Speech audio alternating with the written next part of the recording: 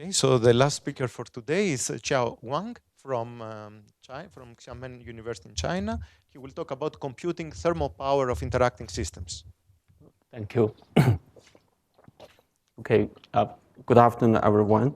Yes, I'm working with Xiamen University of China. I'm going to talk about theoretical method. No, I'm sorry. I'm going to talk about numerical method for computing thermal power and the thermoelectric efficiency in a general computing system. This work was in collaboration with my collaborators from Insubria University of Italy. They are Shenda Chen, Giulio Casati, and Giuliano Benanti.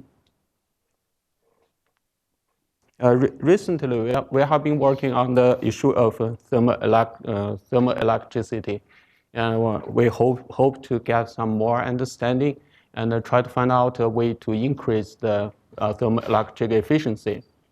After some attempts, we found analytically that actually the thermoelectric efficiency can reach its upper limit in theory, that is the Carnot efficiency. This was very interesting to us. So in order to check our theory, we simulated our toy model, and the results support our theory very well. But unfortunately, the models we can simulate is too simple and special.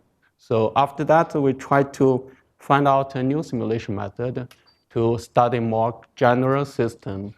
And this is what I'm going to talk about here. I will illustrate this method with a one-dimensional model, which is more general than our previous model. But in principle, this method can be applied to higher dimensional and more complex systems. And before that, I will first outline the main point of our analytical analysis and the main results of a previous numerical study and the difficulty we encountered. And finally, I will summarize briefly. Okay, in a thermoelectric system, actually we have two currents. One is a particle current, another is thermal current. These two currents couple together. So the heat and the energy and the electricity can convert mutually. So suppose we apply to a system with a temperature gradient, then the charged particle would concentrate more on the cold part, so induce a voltage difference. This is the well-known Seebeck effect, and this parameter is termed as Seebeck coefficient or thermal power. And we can use a thermoelectric material to build an engine. And the efficiency of the engine is decided by this figure of merit. This is a dimensionless quantity, but it's not only determined by the Seebeck coefficient, also depend on the thermoelectric transport properties. This is electrical conductivity, this is the thermal conductivity. Okay, but unfortunately, in reality, the zeta T is very low. These two formulas give the maximum efficiency, and this gives the efficiency at the maximum power. And we can see for both of them, the bigger is zeta T, the bigger is the efficiency. So only when zeta T tends to infinite, we have the maximum value of this one. It tends to Carnot efficiency. But zeta T is low in reality, I just mentioned. So for most that we have known materials, zeta T is less than 1. So the efficiency is very low. So this is the reason why it's suspect if there are any underlying principles that limit the value of zeta T. This is what we're trying to study. So we studied this problem in one-dimensional case, and we found that how many conserved quantity the system has may play a very important role. If the system has only a single relevant conserved quantity, I will explain the meaning of relevant on the next slide. Then in the thermodynamical limit, L, this is the system size, then it can be shown that this is the heat conductivity goes with L in a power law. And alpha is between 0 and 1. And this is electrical conductivity. It goes with L linearly. And the Seebeck coefficient would saturate. And as a consequence, finally, zeta T would goes with L in a power law way. And the exponent is also in between 0 and 1. So this result implies, in principle, that the Carnot efficiency can be reached. It's not restricted. And interestingly, if the system has more than one relevant conserved quantity, then zeta T goes with L. In this way, it means that it will saturate. What determines whether a conserved quantity is relevant? Yes, I will explain.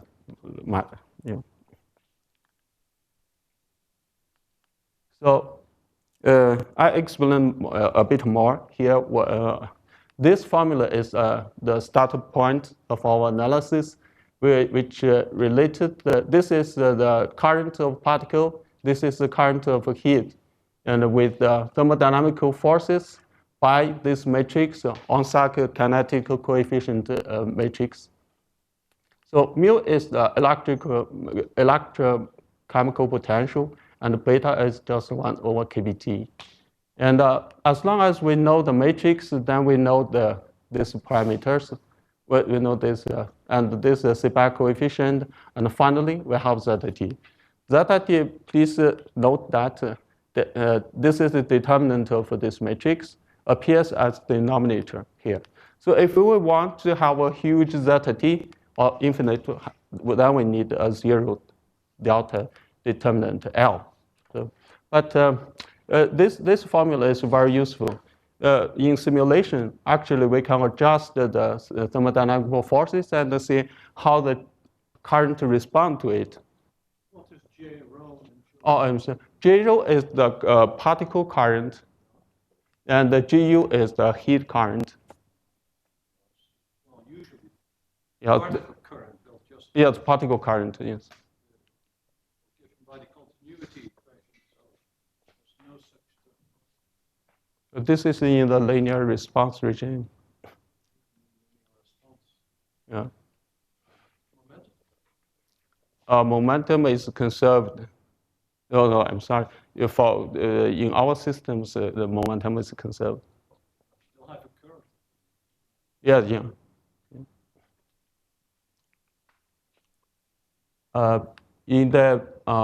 In theory, actually, this parameters is closely related to the Drude width. When the system has conserved quantities, this is the definition of Drude width. It's defined in this way, and in order to compute this Drude width, we have to take an assumption. That is the two limits. This is thermodynamical limit and the time limit commute. This is the only assumption we have to take.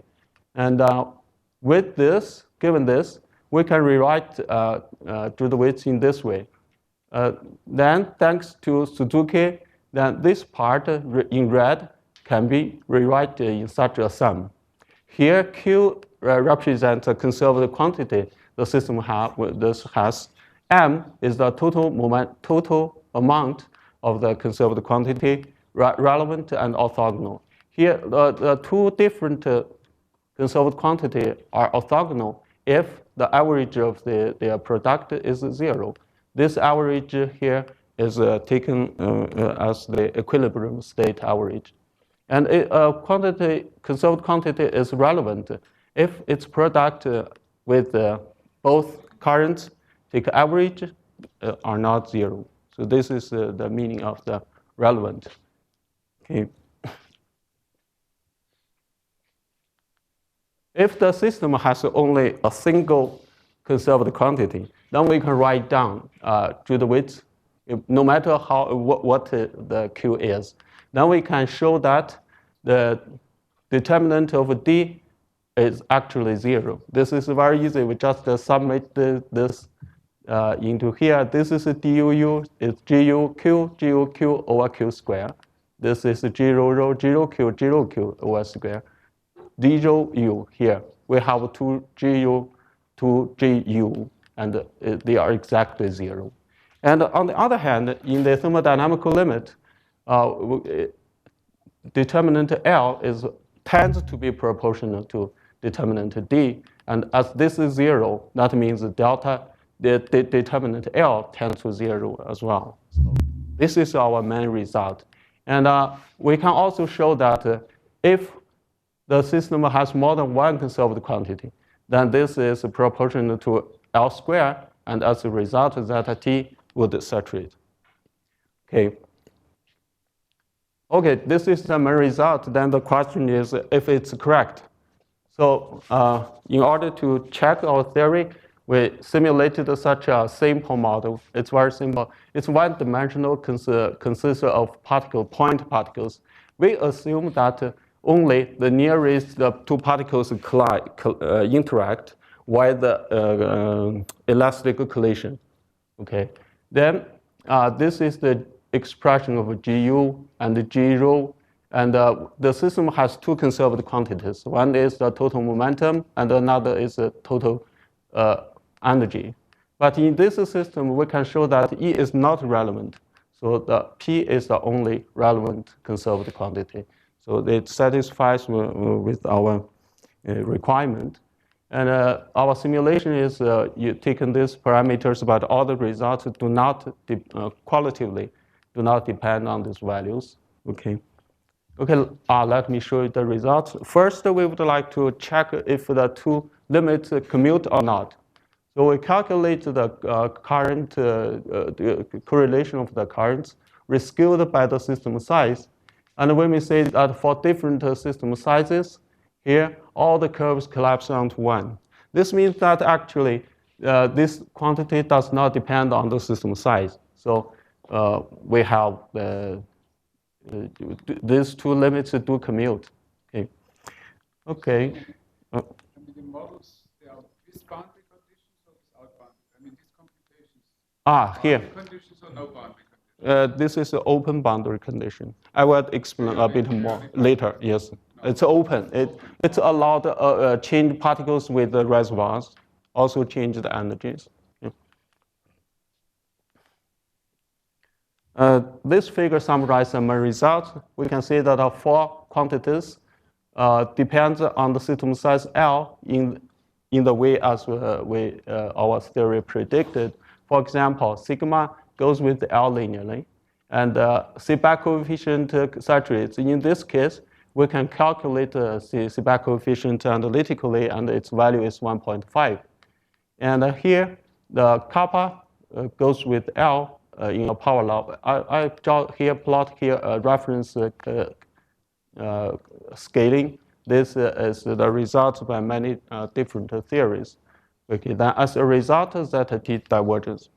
Okay, this is last year.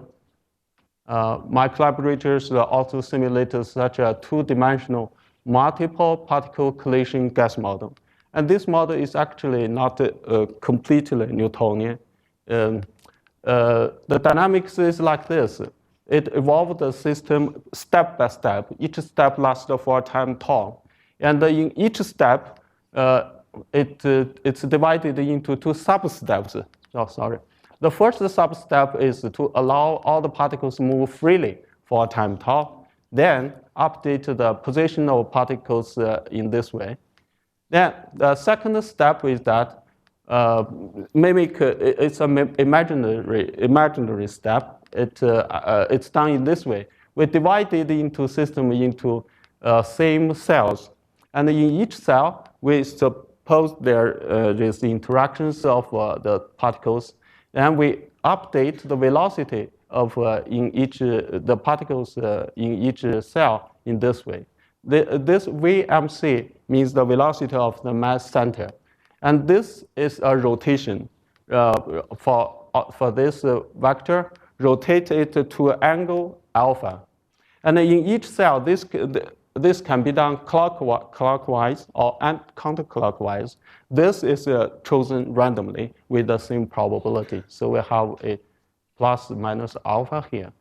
So in the stochastic step, what are the conservation laws? Only momentum? Or right, yes, yes. In this way, here, actually it ensures we have both the momentum is conserved and energy conserved. Yes. And again, we can show that here only the momentum is the relevant conserved quantity. Okay, this is the result. First, this is sigma. It goes with L linearly. And the seatback coefficient saturates. And this is a two-dimensional case. And the kappa goes with L in a log way, logarithmic way. And okay, as a result, zeta t diverges. Okay. So now let me talk about what's the advantage of these two models so that we can simulate it. Actually, because the interaction happens instantaneously, so the particles in the system actually decoupled from the reservoirs. And this allows us to model the reservoir in a very easy way. It's done in this way. If a particle collides with the boundary, then it's removed. Then the reservoir also emitted particles into the system at such a frequency. And the velocity of the emitted particle is chosen from this distribution. Okay, then in this system, actually the electrochemical potential and the density is related in this this formula.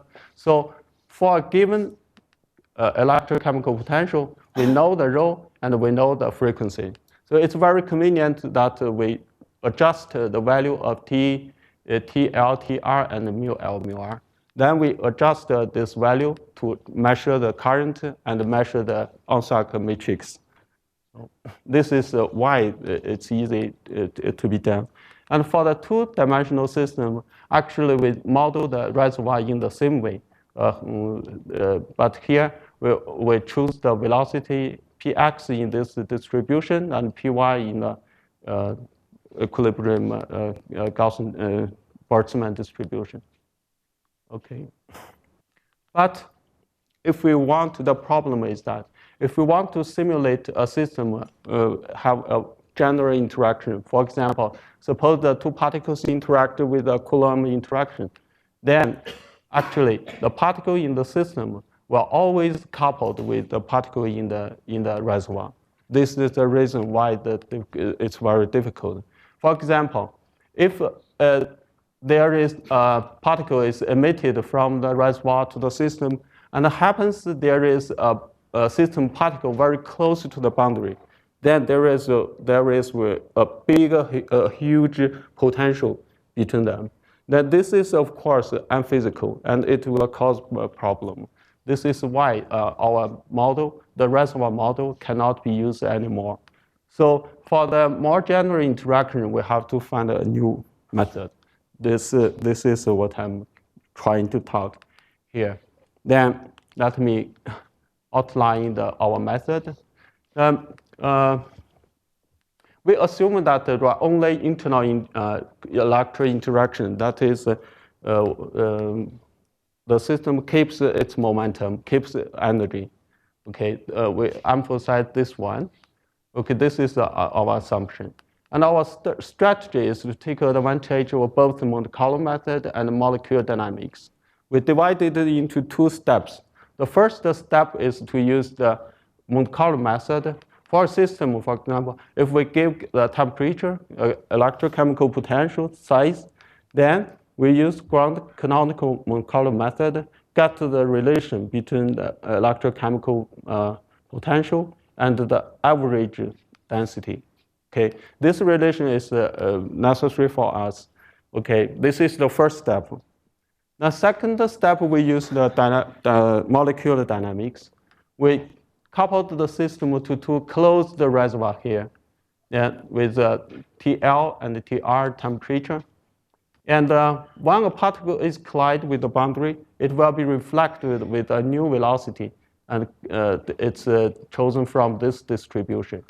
And we evolve the system for a long enough time so that the stationary state is established. Then next, we measure when a stationary state is built, we measure the temperature and density at two ends of the system. And because we have known the relation between rho and mu, then we know electrochemical potential as well. Okay, then we can use this information, get the Seebeck coefficient in mu r minus mu l, like this. This is a charge. Okay, this is the first. Then the next, we can also measure the current of the energy. And we use it, we can get kappa by assuming the Fourier law. Okay. Because our reservoir is closed, we cannot, the system do not have a particle current, so we cannot measure sigma directly. But in this case, we are sure that the sigma must goes with L linearly because the momentum is conserved. This is P, the total momentum, is actually equals to the total mass current defined in this way, MI/VI sum. And this quantity can be rewritten in this way. This is a nominal average mass. And this guy equals 0. Okay? So if this is a constant, then 0 cannot be 0.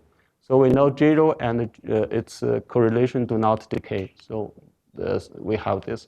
If we use a Gromov formula further, we can also give the prefactor here. Okay. Okay, then we have all the quantities here.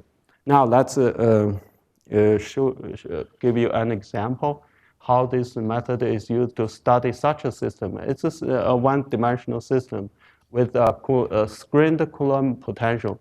That is, we just suppose the particle, only the nearest particle interact, and according to this potential. A is the controlling parameter of the strand. Why don't you have to sum over all pairs? I mean, if it's a long-range potential, I mean, why don't you sum over all pairs in your potential energy? That's what it calls screen. That's what he calls screen. Yeah, screen. Yeah, screen means yes. We only suppose only two particles, nearest particle interact. But actually, this method can also study next all the particles collide together, interact together. One question: how do you conserve momentum in the presence of the reservoir? Oh, I'm so sorry. How do you prevent exchange of momentum between the system and the reservoirs? Actually, we have the potential current along this system. Yeah, I mean, we have we have a momentum current along this system. It's not zero. It's not zero.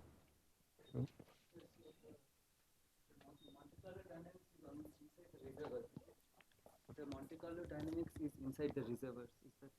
Monte Carlo method, yes, right. Here we do not consider reservoir at all. The reservoir is actually modeled in this way. Yeah, here. I'm sorry. Yeah, this here. This the reservoir only here. We only allow it to exchange energy with the system. Do not change the particles. But Monte Carlo dynamics? Monte Carlo dynamics only used here. We just consider here. At the boundary? Boundary is a periodic boundary. No, it's open actually because by using a grand canonical Monte Carlo method, we allow this system to choose, add a new particle in or remove a particle out. In this way, to change the total number of the particle. And this is why we have to calculate the average density. Because we fix T, fix the mu, fix L. but we allow the system exchange particles with the outside. But only at the boundaries. Yes, yes. I don't know. The simulation method, in the simulation method, actually we add a particle randomly in the system.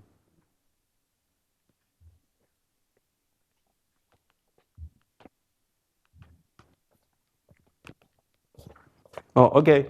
This is our system here. Then this is the result.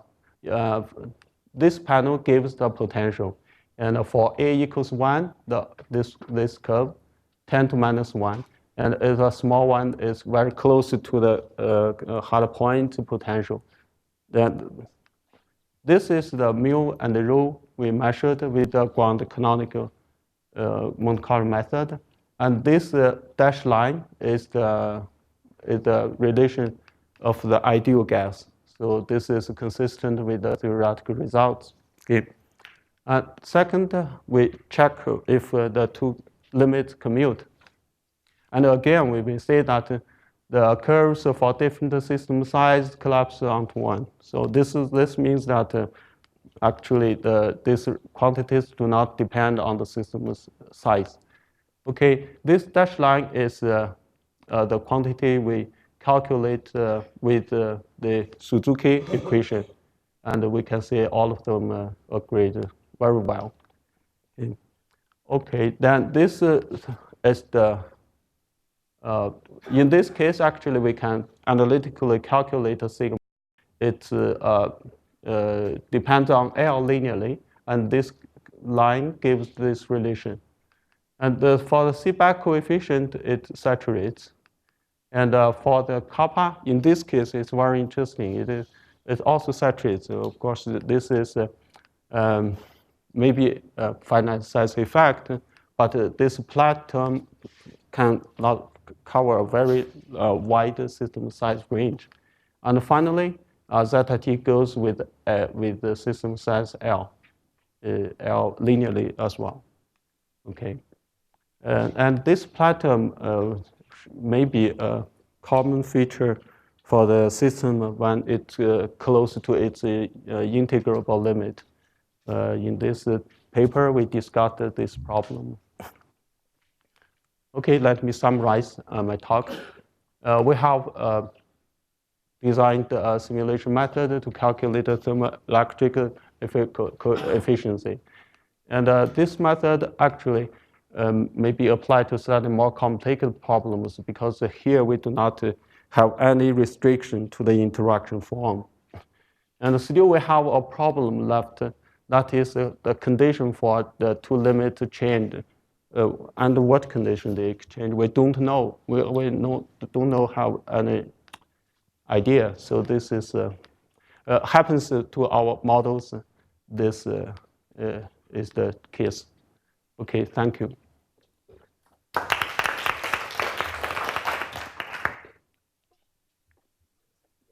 Questions? If you could repeat how you convert density to chemical potential?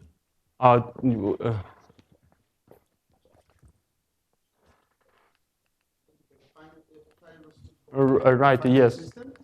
You let it propagate and you get a density profile.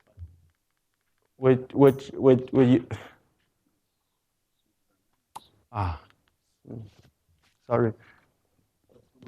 For system, we give the temperature, the chemical potential, and the system size. This is a volume. And we consider the ground canonical ensemble, which means that this system is actually coupled with a reservoir. Okay? It allows the system exchange particles with the reservoir. So in this way, actually in the equilibrium state, the number of the particles changes, fluctuates. No, but in the case for Coulomb interaction, you cannot do that. In Coulomb, what? With Coulomb interaction, you cannot do that. I'm sorry, why? In the equilibrium state, we can. Okay. This is in the equilibrium state, yes. So in this way, we can record the number of the particles and to calculate the average, then we have the rho. In this way, we can know how mu and rho is related. we change the temperature, change the system size, we have another rule. Okay. Then this is done the first step. Because this relation is not known for a general interaction. This is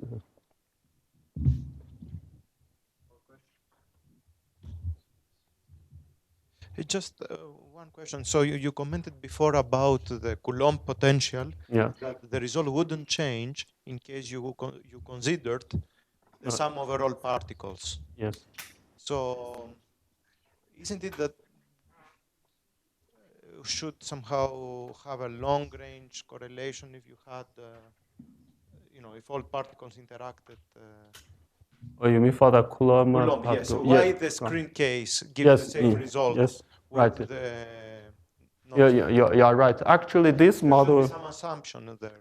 No assumption. Actually, the model we considered now is very, very simple. It's not a real Coulomb system. We can, our method actually can be used to study Coulomb. But here, what I present is the screened Coulomb. We just wanted to show that this system is effective. Of course, physically, it's not. It's not. But would it give the same simulation? If our theory is correct, then we should get the same results. Okay. Thank you.